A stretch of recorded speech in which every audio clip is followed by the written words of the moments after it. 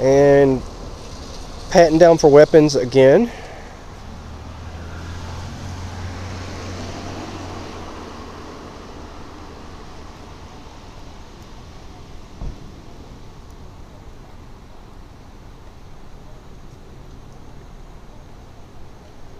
They're taking another guy out the front of the passenger side and patting down for weapons like they did the other two.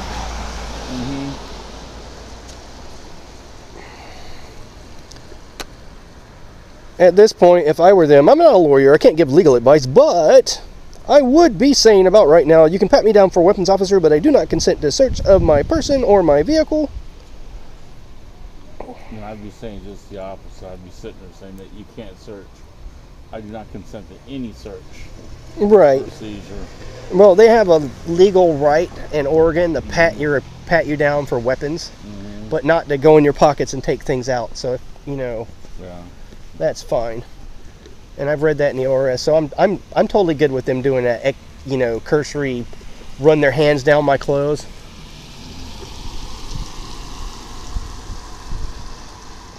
But yeah, general rule of thumb, explain very succinctly, officer, I don't consent to any sort of search, like Bob said there.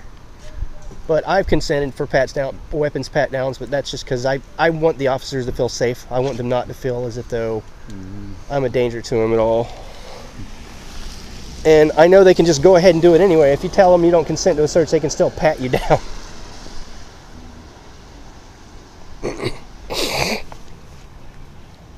But yeah, they shouldn't be going in your pockets if you don't consent unless they have reasonable, articulable suspicion that you've committed a crime. They have to have probable cause, something they can articulate in the affidavit of probable cause for your arrest, yada, yada, yada, crap.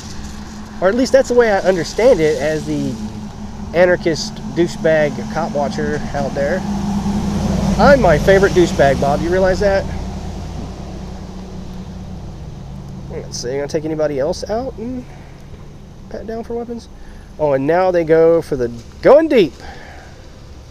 Now it's time to search the vehicle. Yep. I believe they've spotted some truffles. Never, ever underestimate the olfactory power of your average law enforcement officer. These pigs can smell a truffle like 1/16 of a gram of truffle oil on the back seat, on the back carpet. They can smell that. They can also overturn 100 cubic feet of dirt per hour with their snouts. I mean, the North American pig is no joke.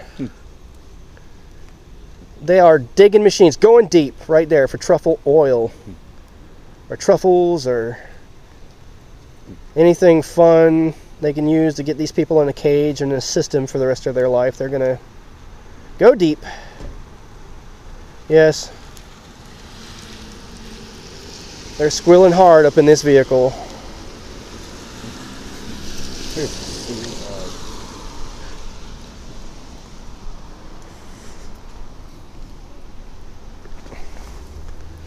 And also I have to add this disclaimer, no actual law enforcement was harmed during the production of this feature. So all the copsuckers out there that feel like you need to defend a organized paramilitary organization carrying ASP batons, sorry, OC spray, tasers, 9mm pistols, wearing sometimes shank resistant and definitely bullet resistant clothing, also being armed in their trunks with less lethal shotguns and AR-15 rifles, need defending from Bob and I standing here holding the camera. I just find that hilarious that I still get people that waddle up to me and, act like they need to defend their captors. I mean, Google Stockholm Syndrome, America. If you're out there watching that and you're like wondering why people film the police, it's because Lady Liberty has a serious case of battered woman's syndrome, or cultural Stockholm Syndrome, whatever you want to call it. But yeah, she's pretty much just bucking back for the police state to give it that sweet loving. And I'm sickened by it, so that's why I do what I do, because Lady Liberty's getting the old family style by the police state. And that was colorful. What do you think, Bob? Is that advertiser friendly? That's advertiser friendly. No F-bomb, right? Nope.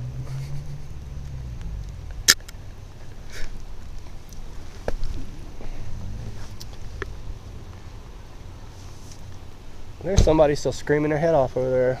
Mm-hmm.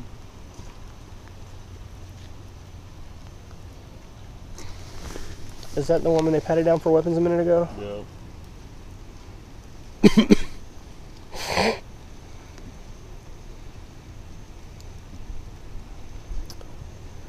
And at least we not be sexist.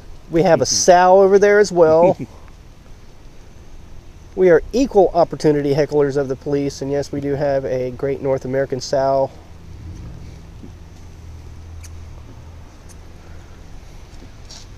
AKA the Revenue Rangers.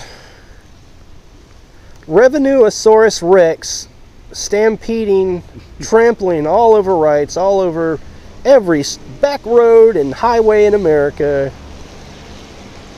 Your glorious bastards in blue.